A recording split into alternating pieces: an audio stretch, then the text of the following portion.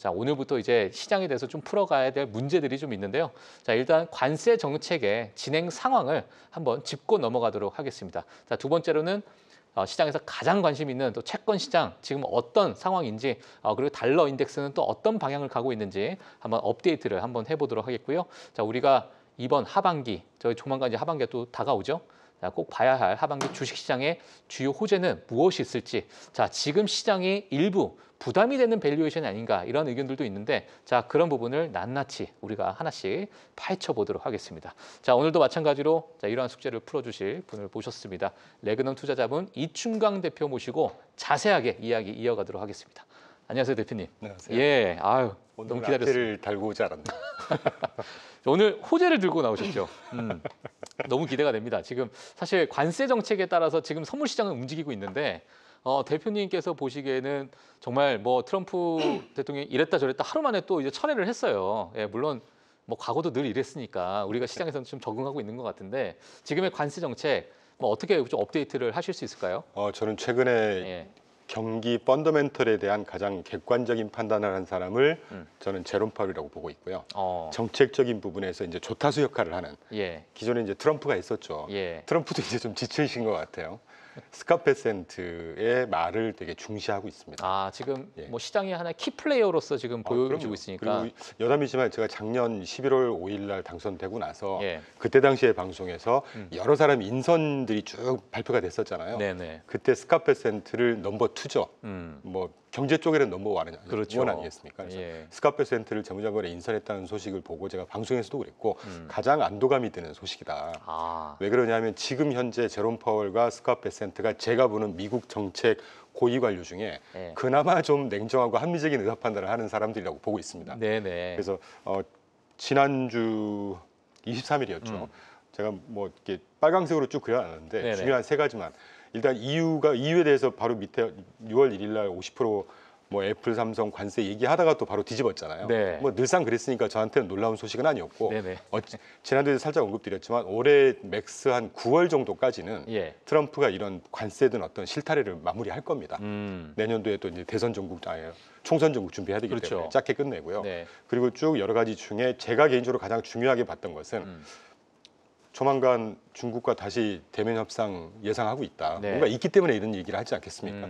이런 고위 당국자가 할 일 없어서 이렇게 나와가지고 폭스 비즈니스라는 그 정말 아주 그렇죠. 뭐 명망이 있는 네, 그런 데서 네. 이런 죄송합니다 헛소리 할 리는 없다는 거죠. 예, 예. 그리고 개인적으로 저한테 이제 중요한 거는 지난주인가요? 그 감세안 발표되고 그것 때문에 그게 이제 트럼프의 당근으로 역할을 할 거다라는 게 저의 주장이었고 시장에서의 비관론자분들은 이 감세안 때문에 재정 적자가 확대되고 이따가 우리가 좀 자세히 다루고 싶은데 예. 그래서 이제 금리 상승에 대한 변명을 계속 이유를 찾았고 이랬는데 네. 이거에 대해서 확실히 세기까지는 아니지만 분명히 정책 당국자 넘버 2가 의견을 밝혔습니다. 이번에 의회 지출 확대가 성장에 기여할 것이다. 성장이 기여할 것이다. 이분이 지금 계속 인터뷰를 할 때 얘기를 들어보면 관세 부족, 세금 부족한 거 어떻게 해결할 거냐? 성장을 가속화시키면 된다. 3%대 성장을 유지할 거다. 예. 경제 언론이지만 예. 뭐 여러 가지 이슈가 다 있죠. 경제라는 게. 성장률이 굉장히 중요한 것은요. 성장률을 1%포인트 이상만 더 높게 유지를 하잖아요. 예. 세수고 뭐고 다 해결됩니다. 그러니까 세율은 떨어지지만 모집단을 크게 늘려버리면 그만큼 세금액 자체가 늘어나는 거거든요. 지금 그 얘기를 하는 거예요. 굉장히 중요한 얘기 한 거고. 그러니까 과거에 레이건 대통령 때도 감세안을 했는데 그때 당시에는 이제 너무나도 좋다 보니까 경기가 좋고 제조업이 활성화되다 보니까 오히려 세수가 증가했었던 그 과거 사례가 좀 있었고 뭐 클린턴 대통령 때도 마찬가지고 굉장히 좋은 예를 들어주시죠. 예, 그러니까 뭐 그런 것들이 이번에 또 벌어질 수 있다. 그래서 저는 기본적으로 예. 뭐 좀 길게 가자면 그 길게 예상하기는 좀 부담스럽긴 하지만 예. 트럼프 2기 전체를 놓고 보면 기본적으로 경제도 양적 확장을 할 것이고 질적인 건 그때그때 살펴봐야 될 것이고요. 예. 그걸 반영하는 주식시장은 기본적으로 저는 우상향할 거라고 낙관론을 갖고 있고 그리고 마지막으로 제가 지금 3주째 계속 강조드립니다. SLR 규제 완화. 이거는 제가 좀 자세하게 이따가 다뤄드릴게요. 알겠습니다. 제가 여담이지만 예. 지난주인가 댓글을 한번 봤어요. 제가 댓글 잘 안 보거든요. 하도 작년에 상처받은 게 기억이 있어요. 예, 근데 예. 어떤 그 시청자분께서 예. 기본적으로 빚은 늘어나고 있는데 SLR 규제 완화한다고 해서 이게 어떤 긍정적인 영향이 있겠냐 이런 취지의 질문을 어, 반갑더라고요. 저는. 예. 그래서 오늘 제가 확실하게 그거를 좀 예. 쐐기를 박아드리려고 예. 차트를 좀 준비했습니다. 알겠습니다. 그럼 뒤에서 그걸 한번 네. 박아주시면 그리고 좋을 것 같습니다. 뭐 예. 조금 왔다 갔다 했는데 관세는 어떤 식으로든 타결되는 방향으로 갈 수밖에 없을 것이고요. 가장 최근 소식이지만 제가 보고 있는 적어도 제가 보는 소스에 의하면 예. 가장 문제가 지금 EU하고 중국이잖아요. 그렇죠. EU 그 프라임 미니스터인가요? 집행위원장 예, 예. 그 여자분 음. 그분이 바로 전화하셔가지고 패스트트랙 하겠다. 좀 하자. 예. 우리 좀 했으면 좋겠다. 이걸로 이제 스탠스는 정해진 것이고 예, 예. 중국도 모르겠습니다. 이런 얘기를 하는 게 좀 조심스럽긴 한데 절대 정치적인 발언은 아닙니다. 예. 제가 적어도 보는 소스에서는 시진핑의 지금 정치적인 스테이터스도 굉장히 불안한 상황이에요. 그런 만큼 미중 협상에서 줄다리기를 어느 정도 할까? 저는 그럴 리가 없다고 보고 있습니다. 의외로 빨리 끝나버릴 수도 있다. 알겠습니다. 그 정도 생각하고 있습니다. 예, 뭐 이제 중국도 사실 너무나도 자유롭지 못한 상황이다 보니까 빨리 이제 협상을 해야 되는 상황이고 지금 시장이 뭐 그러한 분위기를 또 그대로 보여주고 있지 않나 이런 생각이 드는데 지금 주식시장도 주식시장인데 사실상 지금 트럼프 행정부에서 가장 크게 관심이 있는 시장이 채권 시장이잖아요. 채권 시장에 따라서 뭐 일각에서는 너무나도 지금 10년물 국채 금리를 봤을 때 매력적인 구간이다. 채권의 비중을 늘려야 된다라는 의견을 많이 갖고 있는 상황이다 보니까 또 채권 금리가 또 올라가게 되면 일부 너무나 부담스러운 그 부채 때문에 또 여러 가지 이야기가 있고 지금 대표님께서 채권 시장 한번 업데이트 제가 한번 오늘 해주시죠. 왜 이렇게 오래 예. 들어서 예. 이 장기 뭐 10년 이상이죠. 음. 금리가 왜 이렇게 춤을 추는지 아, 그거 여러 가지 이유가 있죠. 경제라는 게 수백 가지, 수천만 가지가 믹스가 돼서 굴러가는 거 아니겠습니까? 거기에 또 심리가 들어가 있고. 아니, 그럼요. 예. 그러니까 갖다 이유 되는 거에 따라서 갑자기 생각이 납니다. 예, 비관론자의 말은 그럴싸해요. 유식해 보이죠. 예. 결국 돈 버는 건 낙관론자가 돈을 번다고 저는 생각하고 보통 있고. 론돌이가 돈을 번다. 아니, 그럼요. 예. 저는 분명히 지금도 그 생각을 하고 있고 아. 오늘 얼마나 여러분께서 이해가 납득이 되실지 모르겠지만 채권 문제를 재선에서는 좀 쐐기를 받고 싶어요. 그래서 예. 지금 보시는 차트가 음. 미국 정부가 그동안에 쭉 아웃스탠딩이라고 표현합니다. 예. 발행한 총 국채 양이 36조 달러예요. 예. 미국의 GDP가 30조 달러입니다. 그러니까 미국 GDP 대비 120%의 정부 부채를 갖고 있는 거예요. 네. 지난주 말씀드린 거 기억나시죠? 네네. 우리가 부채를 얘기하려면 국가 총부채 얘기해야 됩니다. 예. 가계부채, 기업부채, 정부 부채. 그중에 지금 정부 부채만 얘기를 하는 거예요. 정부 부채만. 예. 뭐 일본 같은 경우 우리나라 보면 미국 국채를 걱정한 상황이 아니라는 말씀 제가 지난주 드렸기 때문에 이번 주도 꼭 한번 강조드리고 싶고 예. 그 36조 발행된 총 국채 중에 음. 옆에 파란색 바 차트가 25년도부터 27년도까지 3년 동안 약 13.9조, 14조 달러, 다시 말하면 총 발행된 국채 중에 39% 정도가 만기가 도래해요. 그 중에 예. 그래프의 빨간색 중에 가장 높이 솟아 있는 곳, 예. 2025년. 2025년도 올해 예. 9.2조 달러가 만기가 도래합니다. 아. 집중돼 있어요. 예. 보세요. 예. 이거를 지금 월별로 쭉 그 음. 밑에 트레저리 보딩 어드바이저리 커미티니까 이게 뭐라고 그럴까요? 뭐 재무부 차관 뭐 자문위원회 아니겠습니까? 그렇죠. 참고로 이 차관 자문위원회에서 하란 대로 다 합니다. 재무부는. 예, 예. 거기서 공식적으로 5월달에 발표한 월별로 만기 도래한 상환 규모가 그 좌측 박스고요. 아, 네. 주황색으로 제가 색깔을 쌓아놓은 게 예. 1월부터 6월까지 만기가 도래하는 월별 상환 규모를 합쳐보면 올해 만기 도래하는 9.2조 달러 중에 약 70%가 집중이 돼 있어요. 그러네요. 이렇게 되면 만기 도래하는 양도 증가할 것이고 그걸 보는 투자자들도 뭔가 겁을 먹지 않겠습니까? 예. 공급이 늘어나기 때문에 채권 금리가 불안하다고 생각을 하겠죠. 그렇죠. 그러면 연초에 SL 엘로케이션 니즈와 아. 관세도 불안했어. 아유 빨리 팔자. 저는 그게 아. 올해 하반기로 가면 잠잠해질 거라고 보고 있고 아. 그 근거는 제가 이따 소개해드리겠고요. 예, 예. 옆에 박스는 무시하셔도 되는데 예. 그러면 올해 9.2조 달러 만기 도래하는 것 중에 만기별로 봐야 될 거 아니겠어요. 왜냐하면 단기 1년 미만짜리 트레저리 빌들은 그냥 다 소화가 됩니다. 예. 그렇지 않겠습니까? 중기까지도 괜찮아요. 10년 앞쪽에 있는 미만 발행물까지는 지금 문제는 10년부터 초장기물이잖아요. 그렇죠. 지난주도 우리가 그 논의했지 예, 않습니까? 옆에 박스에 빨간색으로 제가 그어놓은 게 10년부터 30년물짜리의 만기 도래 현황이에요. 간단히 소개해드리면 9.2조 달러 중에 올 한 해 10년물부터 30년물 초장기물이 불과 20%밖에 도래를 안 합니다. 자, 그러면 20%면 이게 대충 480, 168, 276 합쳐보면 대충 얼마나 될까요? 한 뭐 우리나라 돈으로 한 1,000조 되나요? 1,000조가 자 이제 그래서 지금 금리가 4.518 금요일 날 갔었고 오늘 다행히 4.6bp 정도 선물시장에서 빠지고 있습니다. 예. 그다음 페이지 보시면 이건 뭐 해묵은 얘기니까 국가별로 우리가 전 세계 국가에서 미국 국채 사는 게 막 줄어들고 투매하고 이렇게 느낌이 자꾸 방송에서 나오잖아요. 예. 중국을 제외한 나머지 국가들이 다 사고 있습니다 지금. 지금 이건 최근에? 네, 그때 예. 말씀드렸게 그냥 넘어가고요. 네네. 그러면 문제는 이 9.2조 달러 중에 10년물 미만은 보지 말자고요. 이거는 작고 다 수요 그렇죠. 다 소화가 됩니다. 네네. 87% 인다이렉트 비더 외국인들 다 참여한단 말이에요. 그럼 문제는 10년에서 30년물이잖아요. 그럼 10년에서 30년물을 타겟으로 아까 말씀드린 SLR 뭐 이런 것들을 그러니까 지난주부터 제가 미국 정부의 실탄이 굉장히 많이 있고 미국 정부를 우리가 자꾸 눈여겨보는 것은 그들의 영향력이 그만큼 막강하기 때문에 본다는 말씀을 지난주에 제가 드렸잖아요. 네. FRB, 페드가 갖고 있는 시장의 적어도 금리의 안정 조치가 어떤 게 있냐면 정책금리 잘 아시겠지만 지금 전 세계 중앙은행에서 가장 높은 수준이지 않습니까? 4.5입니다. 예. 스몰 스텝, 빅 스텝, 이븐 자이언 스텝도 충분히 가능해요 지금. 네. 예. 두 번째, QT 뭐 물론 지지난달 전까지 매달 250억 달러씩 줄이다가 그걸 다시 이제 줄이는 폭을 축소해서 50억 달러만큼 줄였잖아요. 네. 그나마도 필요하면 종료시켜 버릴 것 같아요. 저는 올 6월이나 이후에 QT를 종료시킨다. 네, 금리 인하 스탠스하고 발맞춰서 예. QT 종료를 할 것 같아요. 왜 그러냐면 지난 주말에 제가 소스가 기억이 안 나는데 예. 미국 그 저명한 애널리스트가 그 스탠딩 레포 가지고 시중의 유동성을 제공해 줄 수 있는 툴도 지금 검토 중이라는 뭐 분석글이 있더라고요. 예. 그게 비슷한 거거든요. QT QT 지금 방송 보시는 분들이 QT가 종료가 되면 도대체 시장에 뭐가 좋냐 뭐 이렇게 보시는 분들도 있으실 시중에 QE에 반대인 거죠. 양적 완화라는 게 시중의 채권을 삼으로써 네. 산 자금을 시중에 뿌려준 거죠. 뿌려주는 거죠. 근데 그걸 반대로 내가 갖고 있는 채권을 시장에 파는 겁니다. 인플레이션 관리를 위해서 밖에 나가 있던 현금을 쭉 빨아들이는 것이죠. 네네. 그 규모를 매달 뭐 2달 전이었던 거예요. 네, 예. 3월 달 이전까지 매달 250억 달러씩 채권을 시중에 팔아서 현금을 빨아들이고 있었어요. 빨아들이고 있었는데 그거를 3월부터 50억 달러로 줄였다는 얘기죠. 그것도 시장의 유동성을 제공해 주는 거였는데 덜 빨아들이니까 그렇죠. 그만큼 유동성을 시장에서 공급할 수 있는. 그렇죠. 예. 그러면 남은 50억 달러마저도 이제 곧 종료할 것 같아요. 그런 두 번째 툴. 그리고 이제 양적 완화의 수단으로 우리 잘 익숙하시죠? 오퍼레이션 트위스트.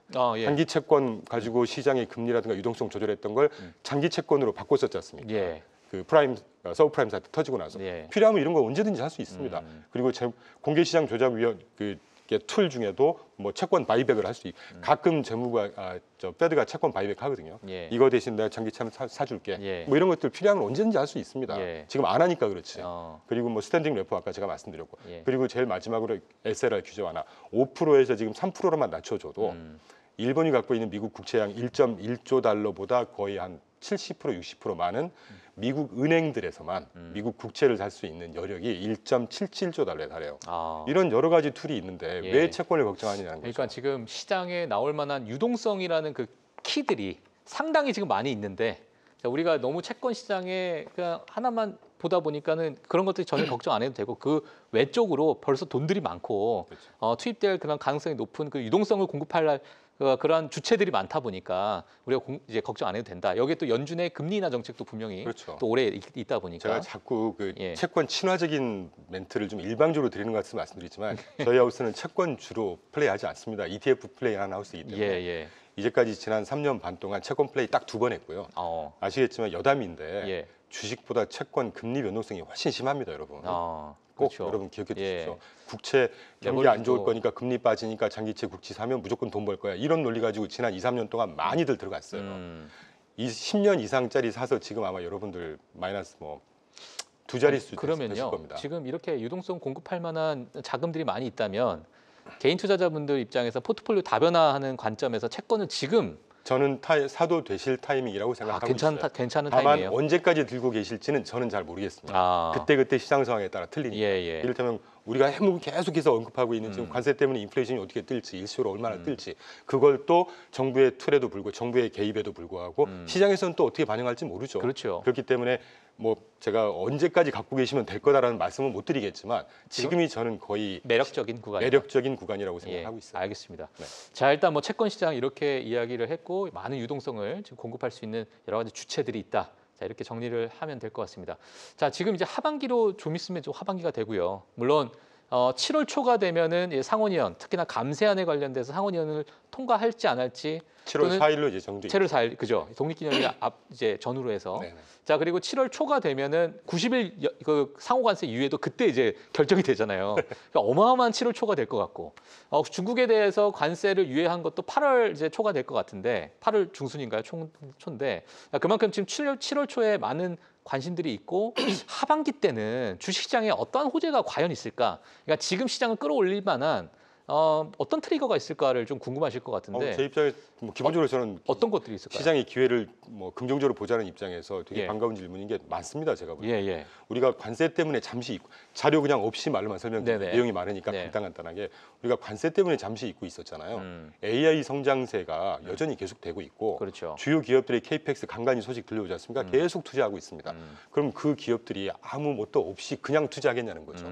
정부에서 무슨 투자를 해도 예비 타당성 검사하고 본 타당성 검사 다 합니다. 그렇죠. 그거보다 더 철저하게 하겠죠. 예. 그럼 어떤 식으로든 경제에 부가적인 파급 효과가 분명히 있을 것이고 그것도 주가는 반영할 거고 그리고 단기적으로 자사주 우리나라가 우리가 이제 자사주를 얘기할 때 주주 친화 정책이라고 하잖아요. 예. 제가 미국을 굉장히 좀 긍정적으로 보는 여러 가지 그 베이스 중에 하나가 예. 굉장히 친시장적이고 주주 친화적인 주식시장이라고 저는 판단하고 있어요. 배당 수익률도 중요하지만 배당 수익률과 자사주 매입 이 두 가지를 합쳐서 주주 환원율이라고 하거든요. 네. 주주 환원율이 우리나라가 몇 프로 되는 줄 아세요, 앵커님? 27% 되거든요. 아 그래요? 그럼 미국이 몇 프로 되는 꽤 줄 아세요? 높네요 그래도. 84%입니다. 아. 뭐 역시. 발표하는 기관마다 83, 84 다르니까 예. 80%대고 우리나라가 20% 후반대입니다. 예. 이건 기본적으로 상장돼 있는 기업들이 주주를 얼마나 많이 생각하는지, 주주의 중심에서 주주의 부를 위해서 열심히 일하는지. 예. 주식시장에 이거 말고 더 큰 중요한 이슈가 더 있을까요? 그러니까요. 기업 이익 정도 빼고 저는 그런 생각하고 있고 예. 지금 보시는 차트가 항상 그 회사 아시겠지만 미국 상장 회사들은 자사주 매입에 대해서 SEC에 미리 승인을 해요. 그래서 승인 요청을 해서 승인을 받은 다음에 실행을 합니다. 예, 그래서 예. 기업 실적 발표 분기별로 기업 실적 발표 끝나고 블랙아웃 기간이 있는데 한 일주일 있다가부터 자사주를 매입하기 시작해요. 참고로 2023년도에 미국에서 한 해 S&P 500 기업들이 자사주를 사들인 규모가 1조 달러가 넘고요. 예. 배당이 한 6천조 정도 되거든요. 그러니까 우리나라 돈으로 7,500조, 우리나라 돈으로 자사주 매입한 게 1조 뭐 환율 감안하면 1조 한 1경 4천조 원 정도.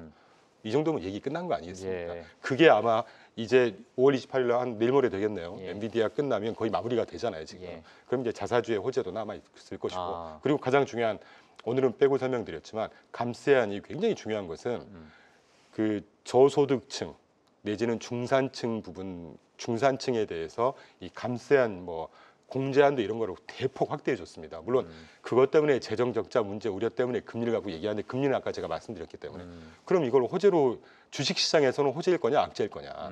뭐 채권 시장에 대해서는 갑론을박이 있다고 할 수 있지만 예. 주식 시장이 기본적으로 호재겠죠.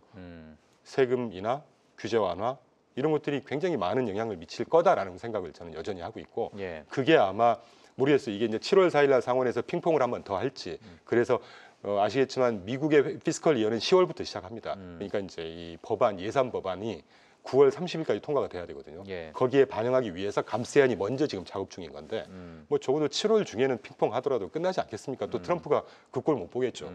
전화해서 빨리 끝내라고 할 거 근데 이제 아니겠습니까? 지금과 과거 감세안에 대한 여러 가지 역사적인 흐름을 보게 되면 그때 당시에 이제 감세안이라는 것 자체가 뭐 대외적인 어떤 환경이나 뭐 조지 부시 대통령 때는 뭐 9.11 테러나 여러 가지 뭐 그런 여러 가지 뭐 사건들이 좀 주변에 있다 보니까 감세안이라는 것을 일부 정치적으로 좀 쓰기도 했지만 그때는 관세라는 게 사실상 없는 상황이었잖아요. 네. 그러니까 지금 감세안이라는 것과 관세라는 게 상세가 돼버리면 이게 과연 성장률을 확 끌어올릴 만한 요인이 될 수 있을까라고 보시는 분들도 좀 계실 것 같고 뭐 아니면 정부 효율부에서 여러 가지 지금 지출 삭감을 하고 있는데 예상보다 뭐 2조 달러지만 지금 뭐 1,000억 달러밖에 되지 않았다, 5%밖에 되지 않았다, 뭐 이러한 것들도 있고 당연하죠. 예, 뭐 도치에서 한다고 그거 몇 조 달라고 어떻게 준비했습니까? 애초에 저 기대도 하지 않았고요. 예, 근데 방금 앵커님 말씀하신 것 중에 이제 쉽게 표현드리면 예.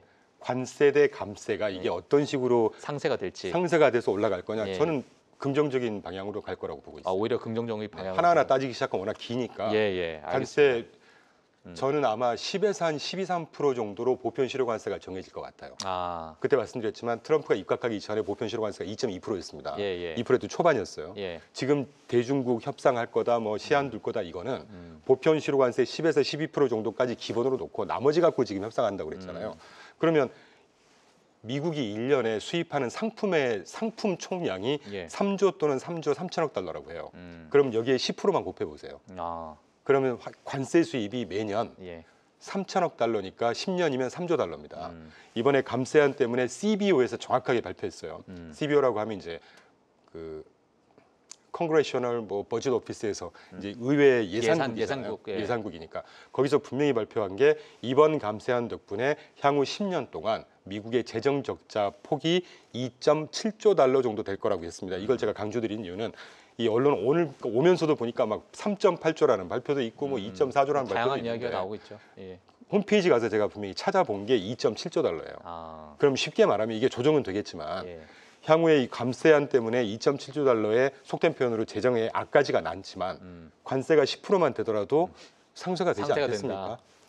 알겠습니다. 저는 그런 생각 갖고 있죠. 예, 일단 뭐 상호관세라는 뭐 불확실성 아직은 있지만, 그렇죠. 예, 어떻게 될지 우리가 한번 지켜봐야 될 것 같고요. 그리고 또 하나는 이번에 감세안 중에 부채 한도 4조 상향하기로 합의를 했잖아요. 예, 예, 무슨 문제가 있냐는 거죠. 알겠습니다. 예, 저희 오늘 이충환 대표님은 시간이 저희는 항상 한 2시간 자꾸 항상 얘기를 해야 될 것 부족한 것 같아요. 같습니다. 예, 알겠습니다. 나중에 또 기회가 되면 좀 긴 시간 동안에 같이 시장 이야기를 한번 해보면 좋을 것 같습니다. 자, 오늘 레그넌 투자자문 이충강 대표님이 여기서 보내드리도록 하겠고요. 다음 주에 또 뵙도록 하겠습니다. 감사합니다. 다음부터는 답변을 좀 짧게 준비하겠습니다. 알겠습니다. 네, 감사합니다. 감사합니다. 예.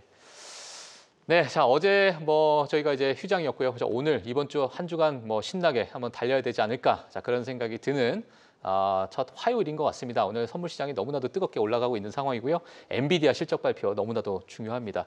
저희 프리마켓 뉴욕 오늘 준비한 내용이 여기까지 마무리를 하도록 하겠습니다. 내일 또 찾아뵙고 알찬 내용 전달해 드리도록 하겠습니다. 시청해 주신 여러분 감사합니다.